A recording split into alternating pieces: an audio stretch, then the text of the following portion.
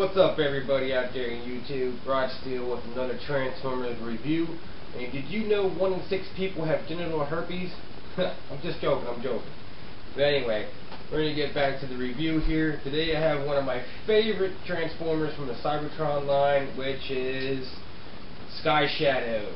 And Sky Shadow is the repaint of Jetfire with different colors, and he's also a Decepticon.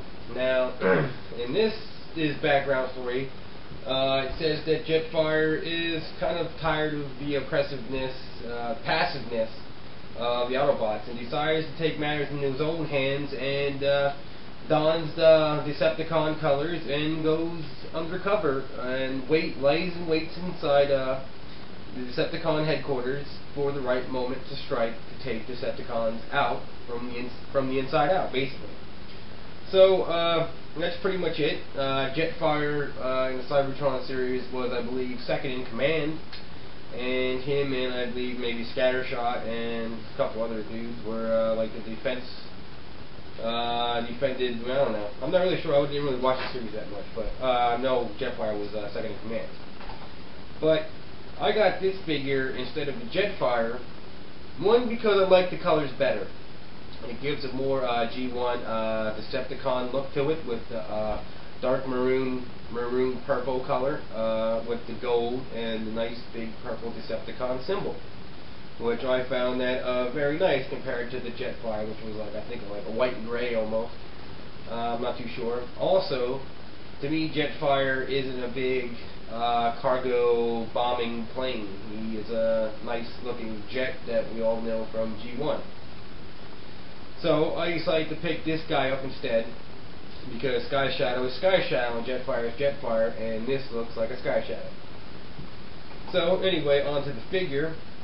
Like I said, the color schemes, it got the dark gray, the maroonish purple, some gold. It's got some decent paint applications. Even the little windows are painted like a gold. Back here, they have nice gold coverings on his jet engines. Up here, he has this translucent yellow, gold, whatever you want to call it. He's a nice looking jet, or bomber, whatever you want. He actually has wheels on the bottom and under here, which, as you can see, they're big and rectangular, and they're kind of useless. They don't really roll that well. He also has nice whatever you want, detail molded into the plastic on his wings and all over the body of the plane, which is really nice. One thing I don't like is like his head's right here, which is pretty noticeable. You notice his head there, but you can get by that. Because it's Cybertron and he gets an Ultra class, he comes with lights and sounds. So when you push these little buttons back here, it makes these screaming, screeching noise of someone dying. I don't know what that is. And the little lights light up. Now that noise is terrible to me. I don't know what they were even trying to accomplish there, what they're even trying to mimic. But whatever it was, it doesn't work.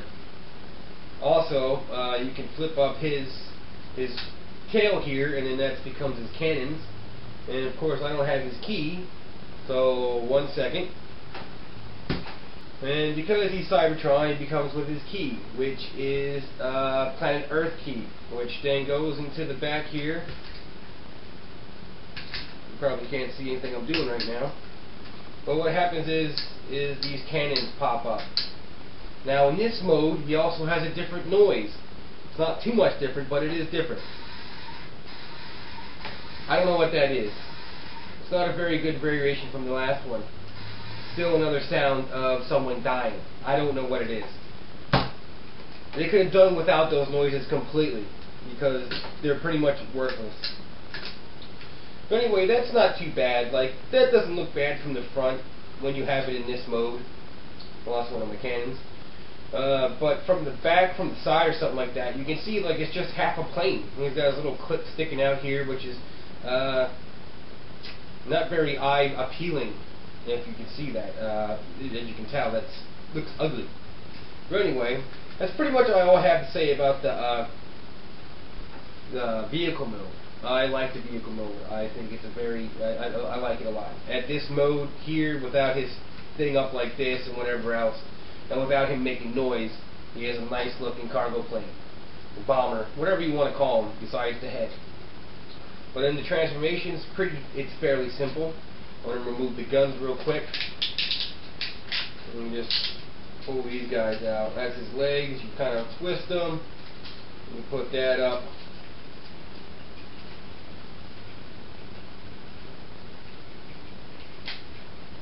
Of course, I can never get the clip in.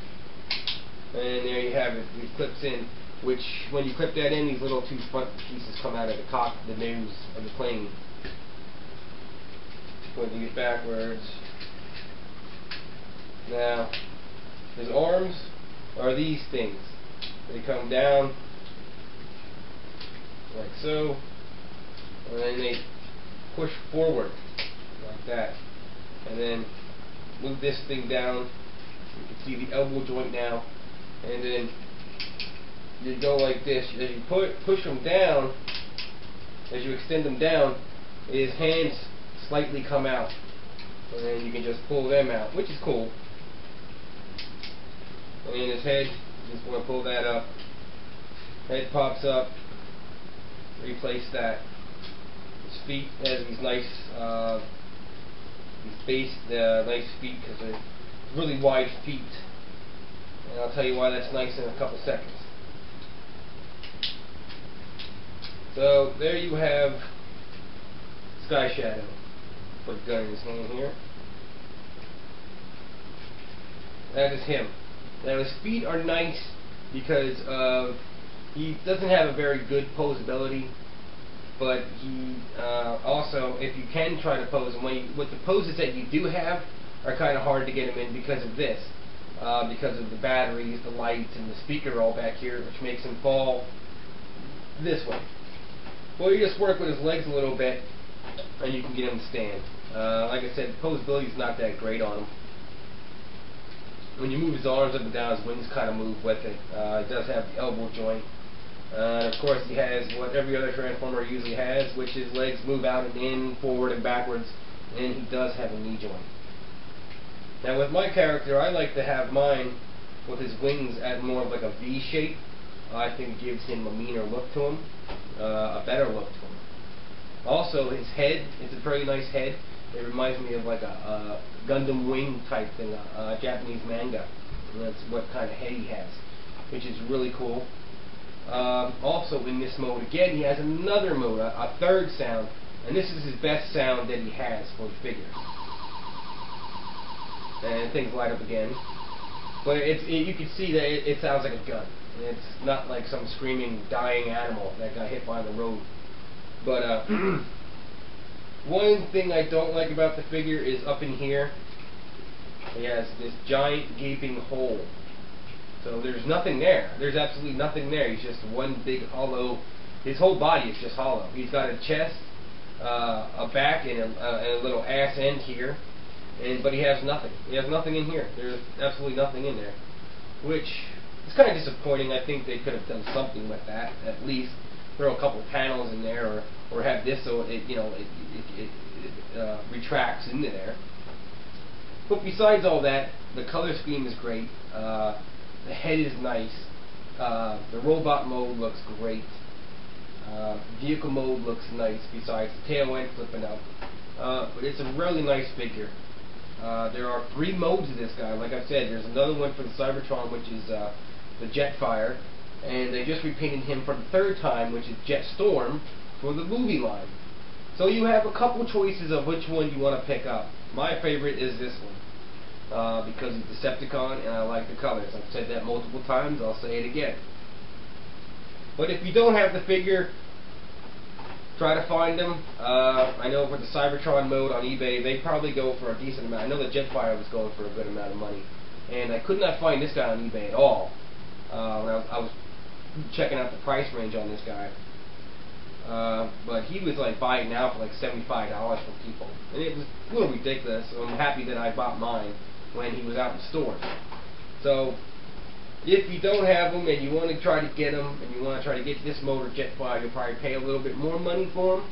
But if you just like the figure and the way it looks, you can pick him up. He's a Toys R Us exclusive, so you can pick this figure up, and I would recommend picking it up to have in your Cybertron line because it's a good looking figure.